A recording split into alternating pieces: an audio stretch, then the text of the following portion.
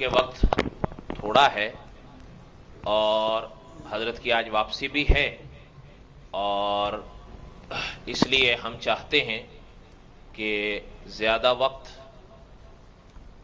مہمانان صاحبان کو ہی ملے، لیکن ہم سب کی خواہش ہے اور دل چاہتا ہے کہ چند جملے حضرت مفتی صاحب کی زبان سے ہم سب کے لیے آئیں، بھلے مختصر ہوں، لیکن حضرت کی چند باتوں سے قاری عبدالحی عابد صاحب رحمۃ اللہ علیہ حضرت کی کچھ یادیں تازہ ہوں گی۔ تو یہ تو شاید خیر میں نے کبھی ان سے بھی ذکر نہیں کیا۔ قاری عبدالحی عابد صاحب نے جب حضرت آخری بار یہاں تشریف لائے، ہمیں تو علم نہیں تھا کہ یہ حضرت کا آنا آخری بار ہے، جب جانے لگے تو مجھے ایک نصیحت فرما کے گئے تھے جو آج بھی مجھے یاد ہے کہ ایک کام کرنا۔ میں نے کہا جی؟ کہنے لگے مفتی صاحب سے قرآن پڑھ لینا، اور میں پڑھ رہا ہوں، ابھی 2 سپارے میرے پورے ہوئے ہیں اور تیسرا 1 پاؤ پورا ہوا ہے، میں حفظ کر رہا ہوں، دعا کریں اللہ کریں پوری ہو جائے۔ اور قاری صاحب نے مجھے فرمایا تھا کہ ہوگا، ہمت نہیں ہارنا، اور یہ نصیحت فرمائی تھی کہ کرنی مفتی صاحب کے ہاں ہے۔ میں نے نہیں حضرت سے وجہ پوچھی، بس حضرت نے جو فرمایا بس میں خاموش ہو گیا۔ میں نے کہا انشاءاللہ۔ تو میں چاہتا ہوں کہ حضرت مفتی صاحب کے چند جملے میرے لیے آپ کے لیے ہوں، اور دعا کریں کہ اللہ تعالی ہمیں ان سے وابستہ رکھے۔ حضرت مفتی صاحب۔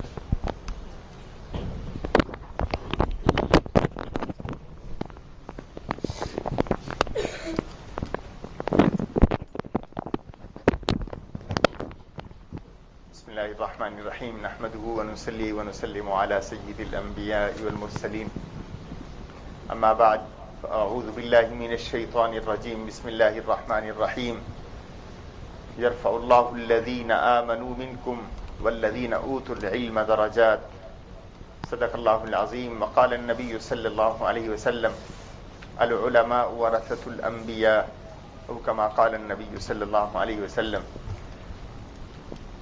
حضرت کے سامنے بیان نامناسب اور حضرت کا تعارف حضرت کو ہی ناپسند، تو اس لیے میرا یہاں پہ کھڑا ہونا مناسب نہیں لگتا، اور جو باتیں میں کروں گا وہ کیوں نہ وہی وقت ہم حضرت کو دے دیں اور حضرت سے ہم استفادہ کریں۔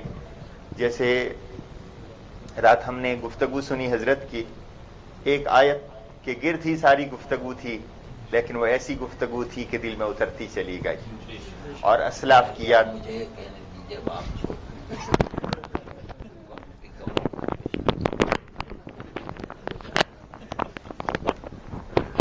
بسم اللہ الرحمن الرحیم، الحمد للہ نحمده ونستعینه ونستغفره ونؤمن به ونتوکل علیہ، ونعوذ باللہ من شرور انفسنا ومن سیئات اعمالنا، من يهده الله فلا مضل له ومن يضلله فلا هادي له، ونشهد ان لا اله الا الله وحده لا شريك له، ونشهد ان سيدنا ومولانا محمدا عبده ورسوله، اما بعد، عن معاذ بن جبل رضي الله تعالى عنه أن رسول الله صلى الله عليه وسلم لما بعثه إلى اليمن خرج معه رسول الله صلى الله عليه وسلم يوصيه، معاذ راكب على راحلته ورسول الله صلى الله عليه وسلم يمشي تحت راحلته، فلما فرغ قال يا معاذ عسى أن لا تلقاني بعد عامي هذا، ولعلك أن تمر بمسجدي هذا وقبري، فبكى معاذ جشعا بفراق رسول اللہ صلی اللہ علیہ وسلم ثم اقبل رسول اللہ صلی اللہ علیہ وسلم بوجهه الى المدینہ على صاحبها الصلاة والسلام وقال ان اولى الناس بي المتقون من كانوا وحيثما كانوا او كما قال علیہ الصلاة والسلام۔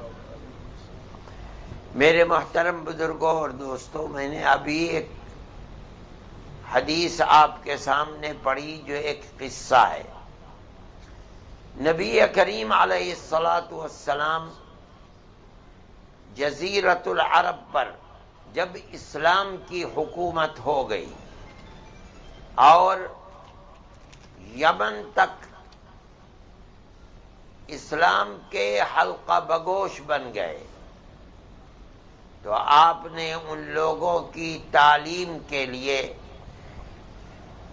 اپنا امیر، یوں کہیے گورنر بنا کر حضرت معاذ بن جبل رضی اللہ تعالی عنہ کو بھیجا۔ جب وہ مدینہ منورہ سے نکلنے لگے تو کیا واقعہ پیش آیا اس کو اس حدیث میں بتا رہے ہیں۔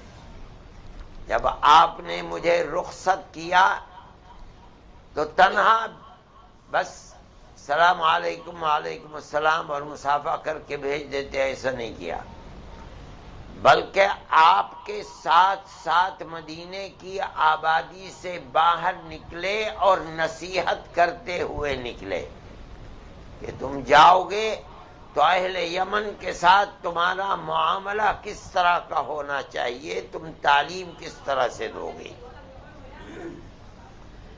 فرماتے ہیں کہ مجھے حکم دیا، میں سواری پر سوار تھا اور آپ نیچے پیدل چل رہے تھے اور نصیحت کرتے ہوئے چلتے رہے۔ جب نصیحت سے فارغ ہو گئے تو مجھ سے فرمایا معاذ، ہو سکتا ہے کہ تم اس سال کے بعد پھر مجھے کبھی نہ دیکھ سکو، اور اے معاذ ہو سکتا ہے کہ اب جب تم آؤ تو میری اس مسجد اور میری قبر کے پاس سے تم گزرو گے، میں تمہیں نہیں ملوں گا۔ فرماتے ہیں فبکا معاذ جشعا بفراق رسول اللہ صلی اللہ علیہ وسلم۔ یہ سن کر اور یہ خیال کر کے کہ میری یہ ملاقات رسول اللہ سے آخری ملاقات ہے، حضرت معاذ رضی اللہ تعالی عنہ آپ کے فراق کے غم میں رونے لگے۔ جب نبی کریم علیہ الصلاۃ والسلام نے یہ دیکھا کہ معاذ پر بہت اثر ہے اور رو رہے ہیں تو چلتے چلتے، آپ تو یمن کی طرف چل رہے تھے، معاذ کے ساتھ ساتھ آپ نے اپنے رخ کو پلٹا اور چہرہ انور مدینہ منورہ کی طرف کر لیا، بس اب تم جاؤ اور ہم جاتے ہیں، اور چہرہ مدینہ منورہ کی طرف کر کے فرمایا ان اول الناس بی المتقون۔ معاذ، دنیا کی یہ قربت چاہے کہیں کی بھی ہو، کسی کے ساتھ بھی ہو، ہمیشہ کی نہیں ہے۔ یہاں تو عادت ہے اہل دنیا کی کہ جو آیا ہے کچھ دن کے بعد رخصت ہو جاتا ہے۔ اگر تم مجھ سے چاہتے ہو ایسی قربت کہ اس قربت کے بعد کبھی دوری نہ ہو تو میں تمہیں بتاتا ہوں، مجھ سے سب سے زیادہ قریب اس دنیا میں اور موت کے بعد قیامت کے دن اور قیامت کے بعد جنت میں مجھ سے سب سے زیادہ قریب لوگ وہ ہوں گے جو دنیا میں تقوی کی زندگی گزارتے تھے۔ من کانوا وحیثما کانوا، چاہے کوئی بھی ہو اور چاہے دنیا میں کہیں بھی بستے ہوں۔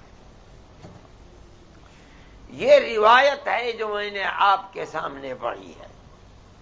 اس سے پتہ چلا ہے کہ نبی کریم علیہ الصلاۃ والسلام نے حضرت معاذ رضی اللہ تعالی عنہ کو بھیجا، اور بھیجتے ہوئے نصیحت فرما رہے ہیں کہ جب تم جا رہے ہو، میرے نائب بن کر کے جا رہے ہو، تو تمہارا معاملہ ان لوگوں کے ساتھ کیسا ہونا چاہیے؟ ایک انسان کا دوسرے انسان کے ساتھ معاملہ کیسا ہونا چاہیے؟ حضرت معاذ بن جبل رضی اللہ تعالی عنہ کو یہ نصیحت فرما رہے ہیں۔ یہ تو صحابی ہیں، رات اور دن نمازیں رسول اللہ صلی اللہ علیہ وسلم کے پیچھے پڑھتے ہیں، روزے آپ کے ساتھ رکھتے ہیں، جہاد فی سبیل اللہ میں اپنے سر سے کفن باندھ کر اپنی جان کو ہتھیلی پر رکھ کر رسول اللہ صلی اللہ علیہ وسلم کے ساتھ رہتے ہیں، آپ کی زندگی کو دیکھتے ہیں۔ لیکن آج نصیحت یہ نہیں ہے کہ معاذ نماز قضا نہ ہونے پائے، روزہ چھوٹنے نہ پائے۔ یہ تو صحابی ہیں، انہوں نے تو جو تربیت رسول اللہ سے حاصل کر لی ہے اس کے اوپر پہاڑ سے زیادہ مضبوط ہیں، پہاڑ ٹل سکتا ہے، یہ لوگ رسول اللہ کی زندگی سے دائیں بائیں نہیں ہو سکتے۔ آج کیا نصیحت فرما رہے ہیں کہ معاذ جاؤ گے تو تمہارا معاملہ ان کے ساتھ کیسا ہونا چاہیے؟ نصیحت یہ ہے، تم ان کو بلاؤ گے کس چیز کی طرف؟ تم دین کو پیش کیسے کرو گے؟ تم ان کے ساتھ اٹھنا بیٹھنا، اپنے معاملات کس طرح کے رکھو گے؟ یہ نصیحت فرما رہے ہیں۔ اور اس کے بعد یہ فرماتے ہیں کہ اب میرا آخری وقت ہے۔ کیا مطلب ہے؟ کہ اللہ نے مجھے جس چیز کے لیے بھیجا تھا، اپنے دین کو قائم کرنے کے لیے، وہ مقصد آہستہ آہستہ 23 سال کے اندر پورا ہو گیا۔ اب دنیا میں میرے رہنے کی کوئی ضرورت نہیں ہے۔ اور اسی کو قرآن کے اندر فرمایا گیا تھا کہ آپ کو تو دنیا میں بھیجا گیا ہے اللہ کے دین کے جھنڈے کو بلند کرنے کے لیے۔ جب آپ نے یہ دیکھ لیا کہ مکہ فتح ہو گیا، اللہ کا گھر جہاں غیر اللہ کی پرستش ہوتی تھی، اللہ نے اس گھر کو غیر اللہ، شرک و کفر سے آزاد کر دیا، اور فتح مکہ ہو گیا، اور لوگ فوج در فوج دین کے اندر داخل ہونے لگے، اسلام کو قبول کرنے لگے۔ اب آپ سمجھ لیجئے کہ آپ کی بعثت کا مقصد پورا ہو گیا۔ رسول اللہ صلی اللہ علیہ وسلم جانتے ہیں اس کو، اس لیے حضرت معاذ رضی اللہ تعالیٰ عنہ سے فرما رہے ہیں میں تمہیں بھیج رہا ہوں، خوب سمجھ لو کہ یہ میری تمہاری ملاقات آخری ملاقات ہے۔ اب جب آؤ گے تو میں نہیں ملوں گا، ہاں میری اس مسجد اور میری قبر کے پاس سے تم گزرو گے۔ لیکن حضرت معاذ رضی اللہ تعالی عنہ پر یہ پہاڑ بن کر بجلی کی طرح گر رہی ہے کہ اب میری یہ ملاقات رسول اللہ صلی اللہ علیہ وسلم سے آخری ملاقات ہے۔ لیکن اللہ کے نبی کی ہدایت ہے کہ جاؤ، اس لیے معاذ جا رہے، یہ نہیں کہا کہ یا رسول اللہ میں آپ کے فراق کو برداشت نہیں کر سکتا، میں نہیں جاؤں گا یمن۔ کیسے آپ کو چھوڑ کر کے جاؤ؟ اب آپ سے ملاقات نہیں ہوگی؟ نہیں، آپ کا حکم ہے، میں جا رہا ہوں۔ آپ جس امانت کو میرے سپرد کر رہے ہیں اس امانت کو تا بمقدور ادا کرتا رہوں گا۔ لیکن نبی کریم علیہ الصلوۃ والسلام جب ان کے رونے کو دیکھتے ہیں تو فرماتے ہیں کہ معاذ، دنیا کی کوئی ملاقات ایسی نہیں ہے جو اپنے اندر ہمیشگی رکھتی ہو. یہاں تو جس سے بھی ملاقات ہوئی ہے 2 دن کی ہے، 10 دن کی ہے، سال کی ہے، 2 سال کی ہے، 50 کی ہے، 100 کی ہے، پھر اس کے بعد فراق ہو نہیں ہونا ہے. میں تم کو بتاتا ہوں کہ اگر واقعتاً تم مجھ سے ایسے ملنے اور قربت کو چاہتے ہو کہ جس قربت کے بعد کبھی دوری نہ ہو، تو اس کا نسخہ میرے پاس ہے، میں تمہیں بتاتا ہوں. وہ نسخہ کیا ہے؟ فرماتے ہیں المتقون، وہ لوگ ہیں جو زندگی تقوی کی گزارتے ہیں. جو دنیا میں متقی بن کر رہیں گے، میں کہتا ہوں وہ مجھ سے قریب رہیں گے اور سب سے زیادہ قریب رہیں گے، اور ان کی قربت مجھ سے ایسی ہوگی کہ کبھی وہ قربت دوری سے تبدیل نہیں ہوگی. وہ قربت، اگر تم مجھ سے قربت کے سچے طالب ہو تو دنیا کے اندر وہ قربت کسی کو میسر نہیں ہے. ہوگی کچھ دنوں کے بعد ختم ہو جائے گی. صحابہ کرام رضوان اللہ علیہم اجمعین، جن کی محبت رسول اللہ صلی اللہ علیہ وسلم سے ایسی تھی کہ آپ کے سوا دنیا کے بندوں میں کسی سے ان کی محبت ایسی نہیں تھی، چاہے وہ ابو بکر ہوں، چاہے عمر ہوں، چاہے عثمان ہو، چاہے علی ہو، ہر ایک کی صحبت دوری سے بدل گئی. اس لیے کہ دنیا میں کوئی انسان ہمیشہ کے لیے نہیں ہے، ایک ہی ذات ہے جو ہمیشہ سے ہے اور ہمیشہ رہنے والی ہے، وہ اللہ کی ذات ہے. چاہے کوئی ولی ہو، چاہے شیخ ہو، چاہے عالم ہو، چاہے رسول ہو، چاہے نبی ہو، اس دنیا میں ہر آدمی ایک عمر لے کر آیا ہے، اس کے بعد اسے اس دنیا سے جانا ہے. ایک دوسری دنیا قائم ہوگی، اس دنیا کے اندر جو جس سے قریب ہے پھر وہ بدلنے والا جنت کے اندر نہیں ہے.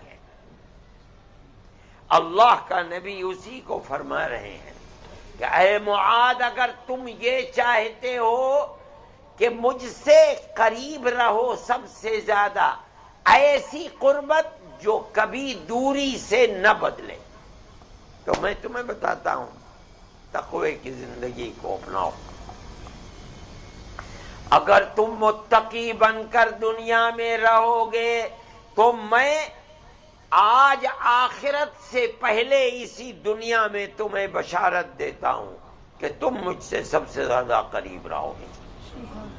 یہ میرا ایک ضابطہ ہے دیا ہوا تمہیں، اصول، کہ مجھ سے سب سے زیادہ قریب، ایسا قریب جس کی قربت کبھی بدلے گی نہیں.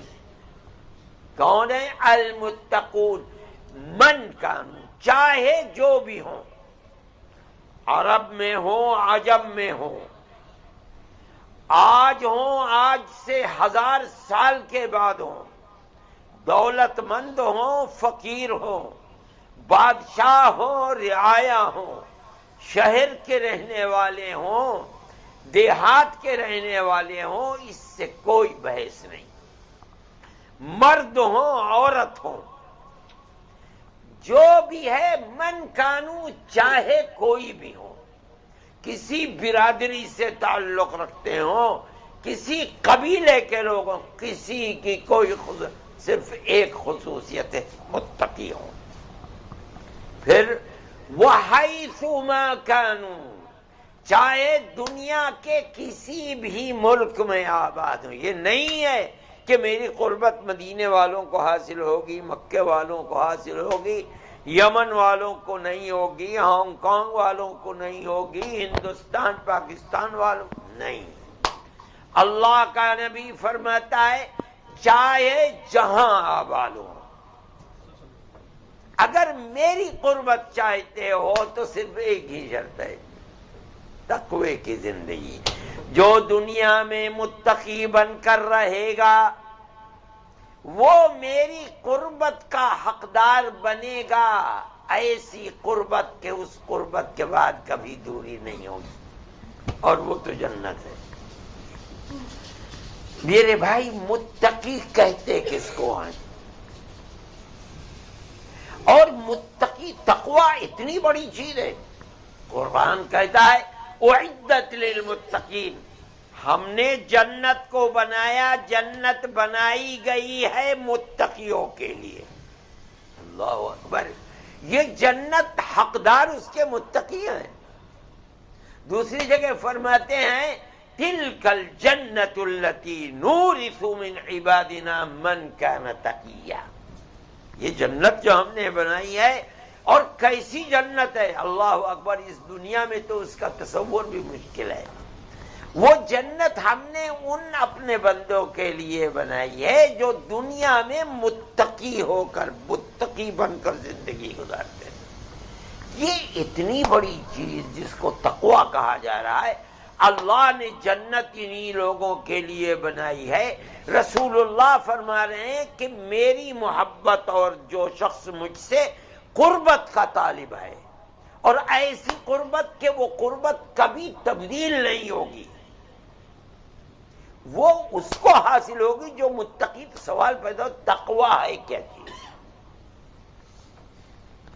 دیکھو عربی زبان کے اندر تو تقوی کہتے ہیں ان تجعل بینک و بین ما تخاف تقاتا تقیک منہ.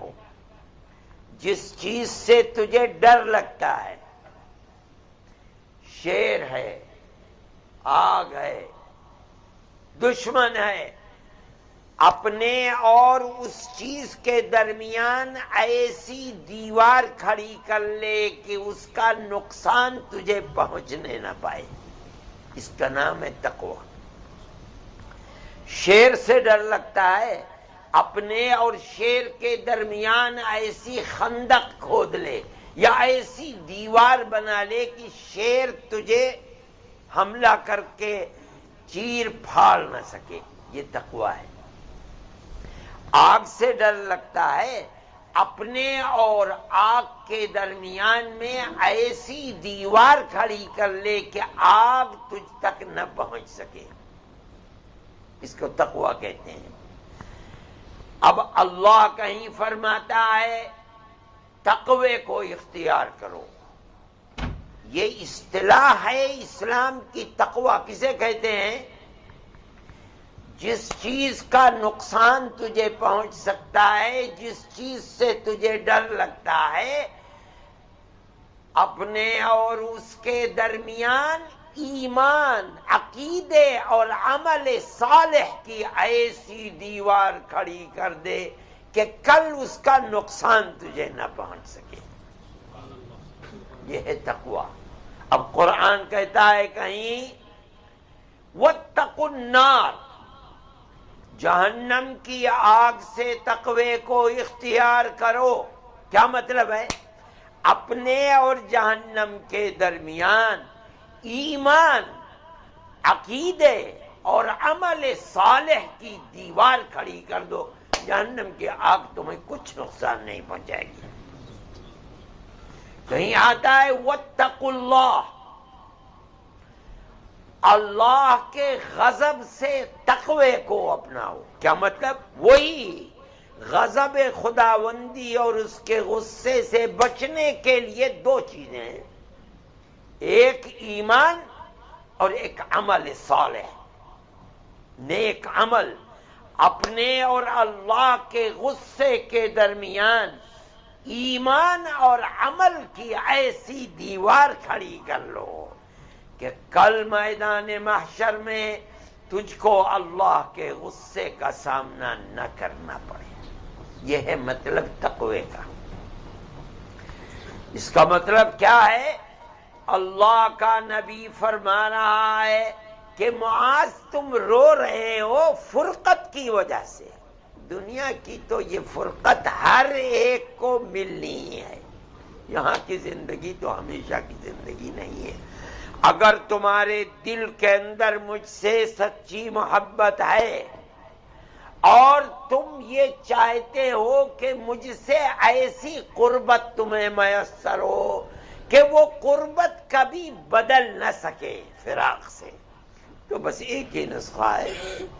وہ نسخہ ہے کہ اپنے ایمان کی حفاظت کرو اور عمل صالح کی دیوار کو چنتے رہو. اگر تم نے موت کے وقت تک اپنے ایمان کی حفاظت کر لی اور برابر رات اور دن عمل صالح کرتے رہے، برائیوں سے بچتے رہے، تو یاد رکھو میں تمہیں آج دنیا میں بشارت دے رہا ہوں کہ کل جنت میں تم مجھ سے اتنے قریب ہوگے، سب سے زیادہ قریب ہوگے، اور ایسی قربت جو پھر کبھی فراق سے بدلے گی نہیں. نبی کریم علیہ الصلوۃ والسلام کا یہ ارشاد ہے. اس کا مطلب ہے کہ متقی کبھی وہ آدمی نہیں ہو سکتا جس کے پاس ایمان نہیں ہے. متقی وہ آدمی کبھی نہیں ہو سکتا جس کے پاس عمل صالح نہیں ہے. متقی وہ آدمی نہیں ہو سکتا جو گناہوں سے پرہیز نہ کرتا. ہر مومن کے لیے بشارت، اگر سچی محبت ہے رسول اللہ سے، اگر تمہارے دل کے اندر یہ جذبہ ہے کہ تمہیں رسول اللہ سے قربت حاصل ہو جائے، تو اللہ کا نبی تو فرماتا ہے ایسی قربت جو قربت کبھی جانے والی نہیں ہے، اور کوئی بھی ایسی نعمت جو مل کر کبھی دور نہ ہو، یہ تو جنت ہے. دنیا کی ہر نعمت ختم ہونے والی ہے. الا کل شیء ما خلا اللہ باطل وکل نعیم لا محالۃ زائل. دنیا کی ہر نعمت زائل ہونے والی ہے. ہاں ایسی نعمت جو ہمیشہ رہنے والی ہے وہ تو جنت کی نعمت ہے مومن کے لیے. اللہ کا نبی اسی کو فرما رہا ہے اور ساری امت کو پیغام دے رہا ہے کہ مجھ سے قربت کو اگر چاہتے ہو تو اپنے ایمان اور اپنے عمل کو صالح کرو. ایمان کا کیا مطلب ہے؟ لا الہ الا اللہ محمد رسول اللہ. اللہ کے سوا کوئی اللہ نہیں ہے اور محمد صلی اللہ علیہ وسلم رسول اللہ ہیں. لیکن رسول اللہ جو کہتے ہو ہمارا تو ایمان ہے محمد رسول اللہ، مگر رسول اللہ کا مطلب کیا ہے اس کو سمجھنے کی ضرورت ہے. جب ہم نے مان لیا کہ حضرت محمد صلی اللہ علیہ وسلم رسول اللہ ہیں، اس کا مطلب کیا ہے؟ اس کا مطلب ہے کہ ہمارا عقیدہ ہے دل سے دماغ سے کہ حضرت محمد صلی اللہ علیہ وسلم کی زبان مبارک سے جو بات نکلی وہ حق ہے. کیوں؟ اس لیے کہ رسول اللہ ہے، رسول اللہ کی زبان سے غلط بات نہیں نکل سکتی. رسول اللہ نے جو عمل کیا وہ حق ہے، رسول اللہ غلط کام نہیں کر سکتا. رسول اللہ نہ غلط بات کہہ سکتا ہے نہ رسول اللہ غلط کام کر سکتا ہے. کیوں؟ اس لیے کہ جب ہم نے مان لیا کہ محمد رسول اللہ ہے، اس کا مطلب ہے کہ آپ کی زندگی ہر غلطی سے پاک ہے.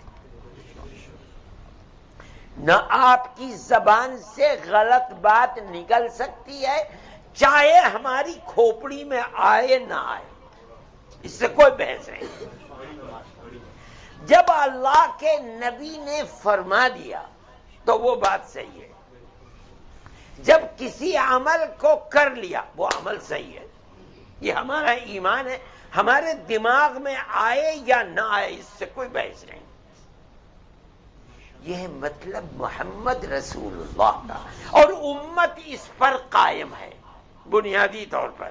ارے بھائی یہ قرآن رکھا ہوا ہے، ہمارا ایمان ہے کہ یہ اللہ کی کتاب ہے، حضرت محمد صلی اللہ علیہ وسلم کے مبارک سینے پر اتری ہے، 1400 سال سے یہی عقیدہ ہے۔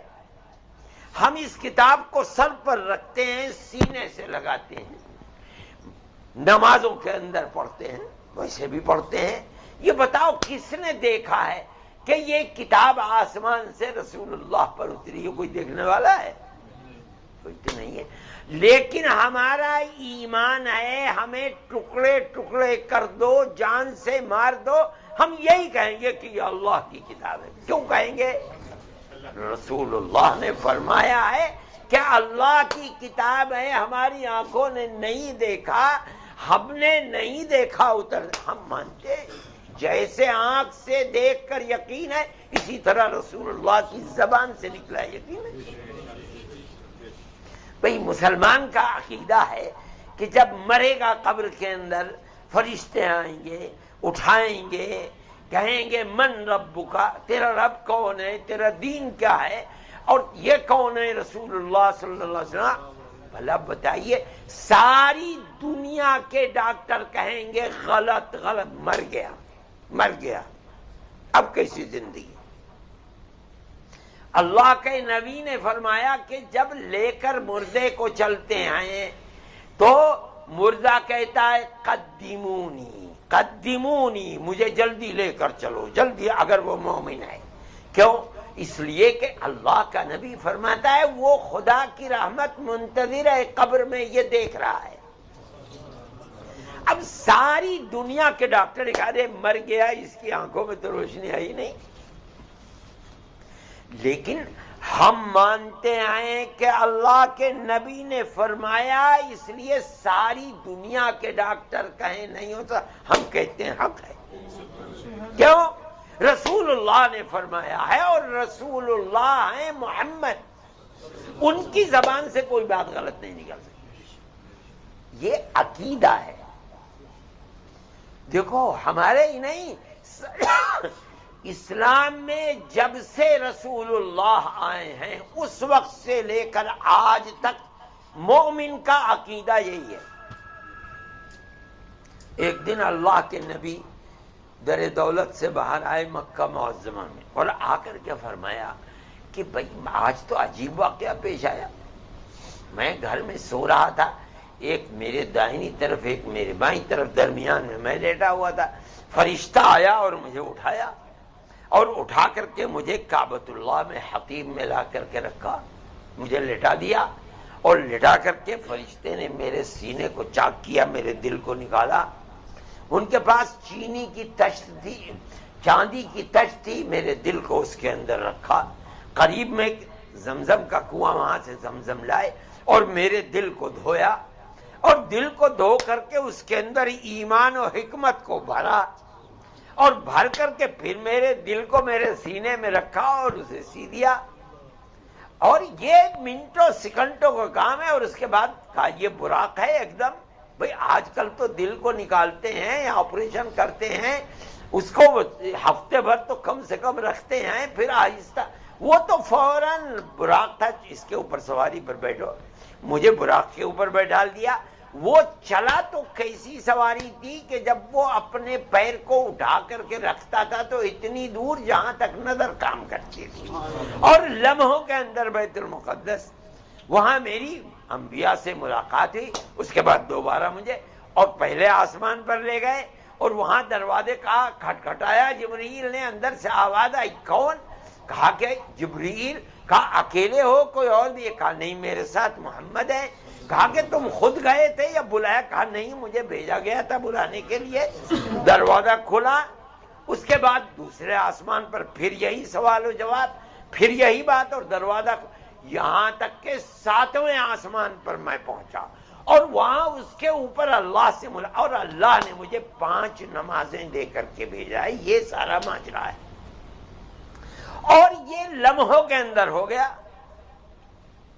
جو لوگ قریش جو آپ کے مخالف تھے، ایمان ان کے سینے میں، کہنا محمد یا ایھا الذی نزل علیہ الذکر انک لمجنون، ارے تمہارا تو دماغ بہک گیا ہے، تم تو مجنون ہو گئے ہو۔ بھلا عقل کی کوئی بات ہے یہ؟ ہمیں یمبو اور جدہ جانے میں صبح سے شام ہو جاتی ہے، رات ہو جاتی ہے، اور تم بیت المقدس اور بیت المقدس سے آسمانوں میں، اور وہاں سے صبح پوری ہونے سے پہلے تم دنیا میں بھی آ گئے۔ بھلا کہیں عقل کے اندر یہ بات آتی ہے؟ تم تو بہکی بہکی باتیں کرنے لگے ہو۔ اب دیکھو، یہ تو وہ لوگ تھے جن کے دل میں ایمان نہیں تھا۔ ادھر سے ابو بکر آ گئے، کہا ابو بکر دیکھو تو کیا ہو گیا، تمہارے تو محمد روزانہ ایک نیا شگوفہ کھلاتے ہیں، ذرا دیکھو تو کیا کہنے۔ کہا کیا کہہ رہے ہیں؟ کہا یہ کہہ رہے ہیں، یہ کہہ رہے ہیں، یہ کہہ رہے ہیں، یہ کہہ رہے ہیں۔ بھلا عقل میں آتی ہے؟ کہا کہ کس نے کہا؟ کہا محمد نے کہا۔ کہا اگر ساری دنیا کہے کہ غلط ہے، ابو بکر کہے گا بالکل سچ ہے۔ کیوں؟ اس لیے کہ میں تو روزانہ وہی ان کے اوپر اترتی ہے، جبریل آسمان سے اللہ کا پیغام لے کر کے آتے ہیں، اور ابو بکر اس کی تصدیق کرتا ہے۔ آج اگر کہہ رہے ہیں، اس سے کوئی بحث نہیں ہے کہ میری دماغ میں آتا ہے نہیں آتا ہے، نہیں، ساری دنیا انکار کرے، ابو بکر کہے گا بالکل سچ۔ کیوں؟ اس لیے کہ رسول اللہ کا مطلب یہ ہے کہ آپ نے جو فرمایا وہ حق ہے، آپ نے جو کیا وہ حق ہے۔ سمجھ میں آئے یا نہ آئے؟ حضرت عمر رضی اللہ تعالیٰ عنہ طواف کر رہے تھے کعبۃ اللہ کا، اور حجر اسود کے پاس گئے چومنے کے لیے، فرماتے کھڑے ہو گئے وہاں، اور صحابہ اور تابعین جم غفیر، عمر ابن الخطاب بادشاہ وقت ہے، امیر المومنین، کھڑے ہو گئے اور فرمایا کہ اے پتھر، میرا ایمان ہے کہ تو نہ مجھے کوئی نفع پہنچا سکتا ہے نہ نقصان، تیرے ہاتھ میں کیا ہے؟ نہ تیرے ہاتھ میں عمر کا کوئی نفع ہے، نہ تیرے ہاتھ میں کوئی نقصان، تو تو پتھر ہے، مگر میں نے رسول اللہ کو تجھے چومتے ہوئے دیکھا ہے، عمر بھی چومے گا۔ سمجھ میں نہیں آ رہی بات، کیوں چومے؟ لیکن رسول اللہ نے کیا ہے، اس لیے ان کا کیا برحق ہے، ہمیں تو ان کی اتباع کرنی ہے۔ یہ ہے مطلب رسول اللہ کا۔ تقوی کا حاصل کیا ہے؟ وہ ایمان لاؤ جو رسول اللہ کا ایمان تھا، وہ عمل بناؤ جو رسول اللہ کا عمل تھا، اس کے سوا کوئی چیز تقوی نہیں ہے۔ سمجھ میں آئے نہ آئے، اس سے کوئی بحث نہیں ہے۔ اسلام کے اندر جب غلامی کا طوق رسول اللہ کی اپنے گردن میں ڈال لیا، اب اس سے کوئی بحث نہیں کہ کیا ہے، ہمیں کوئی اس سے بحث۔ رسول اللہ یہ عمل کرتے تھے، ہم بھی کریں گے۔ میرے بھائی یہی ہے تقویٰ، اور اس کے سوا کچھ نہیں۔ جو نہیں کرتے تھے نہیں کریں گے، جو کرتے تھے کریں گے، دماغ میں آئے نہ آئے، الجھن ہو نہ ہو، اس سے کوئی بحث نہیں ہے۔ جس آدمی نے یہ کر لیا وہ سچا محبت کرنے والا ہے، اس کو اس کا صلہ یہ ملے گا کہ وہ رسول اللہ سے قربت کل جنت میں اسے ایسی میسر ہوگی کہ کبھی فراق نہیں ہوگا، اور اگر نہیں تو میرے بھائی وہ اللہ کے نبی کے قریب نہیں رہے گا۔ یہ ہے حدیث کا مطلب، سمجھ میں آئے نہ آئے، رسول اللہ نے جو فرمایا ہے اس کو اپناؤ، جو کیا ہے اس پر عمل کرو، تب تو تمہاری سچی محبت ہے، اور کل رسول اللہ سے ایسی قربت ہوگی کہ وہ قربت کبھی بدلے گی نہیں۔ ورنہ نہیں میرے بھائی، میں اس لیے کہہ رہا ہوں کہ بھائی کماؤ، خوب کماؤ رہو، مگر اپنی زندگی، اپنی صورت رسول اللہ جیسی بناؤ۔ داڑیاں رکھو، کیوں؟ اس لیے کہ رسول اللہ رکھتا تھا۔ داڑھی رکھو اس لیے کہ رسول اللہ نے حکم دیا تھا۔ اگر چاہتے ہو کہ کل قیامت کے دن اللہ کے نبی جو تمہارے محبوب ہیں ان کی قربت تمہیں ملے، ایسی قربت کہ پھر کبھی وہ قربت دوری سے نہ بدلے، میرے بھائی یہ تو کرنا ہے۔ مومن اور آپ کی زندگی، شکل و صورت کو اچھا نہ سمجھے، العیاذ باللہ، وہ کیسے مومن بنے گا؟ میں کبھی کبھی پرائم منسٹر سے کوئی ضرورت ہوتی ہے ملنے کے لیے جاتا ہوں ہندوستان کے، دیکھو وہ مومن نہیں ہے سکھائے، اگر وہ اپنی داڑھی کھول دے تو یہاں تک پہنچے گی، اور بادشاہ ہے ہندوستان جیسے ملک کا، مگر گرو نانک کی داڑھی تھی اس لیے کٹوائے گا نہیں۔ دیکھو یہ زندہ قوم کی بات ہے، اور میں دیکھتا ہوں مسلمان کو کبھی فقیر پیسے مانگنے اور داڑھی منڈوا کر کے آتا ہے، میں سوچتا ہوں دیکھو تو یہ بیوقوف۔ میرے بھائی اللہ کے نبی کی محبت، اور جو مومن اور ہر مومن چاہتا ہے کہ کل قیامت کے دن اس سے شفاعت کی بھیک مانگے گا، اور رسول اللہ شفاعت فرمائیں گے، مگر شفاعت کا حقدار بننے کے لیے اس محبت کا اظہار کرنا پڑے گا کہ آپ نے جو فرمایا وہی حق ہے، جو کیا وہی حق ہے۔ اگر مومن نے اپنی زندگی ایسی بنا لی تو میرے بھائی وہ ایسی زندگی ہے کہ آپ کی قربت کل قیامت کے دن ایسی ملے گی کہ پھر وہ بدل نہیں سکتی۔ میرے بھائی یہی مطلب ہے اس حدیث کا۔ اس لیے میرے بھائی جہاں رہو کماؤ، جو جی چاہے حلال کماؤ، حرام نہ کماؤ، حلال میں خرچ کرو، حرام میں خرچ نہ کرو، اور اپنا صورت اور اپنی سیرت دونوں رسول اللہ جیسی بناؤ، تاکہ اللہ کی رحمت رات اور دن برسے، اللہ کی قربت میسر ہو، اللہ کے نبی کی قربت میسر ہو، اور ایسی قربت جس کے بعد کبھی دوری نہ ہو۔ یہ اہل جنت کے لیے بہت بڑی نعمت ہوگی کہ اپنے رسول کے ساتھ امتی اپنی زندگی گزار رہا ہے۔ اس کا مطلب ہے کہ یہ اللہ کا محبوب ہے، اور اللہ نے اپنے سب سے بڑے محبوب کے ساتھ قربت کی نعمت اسے نوازا ہے۔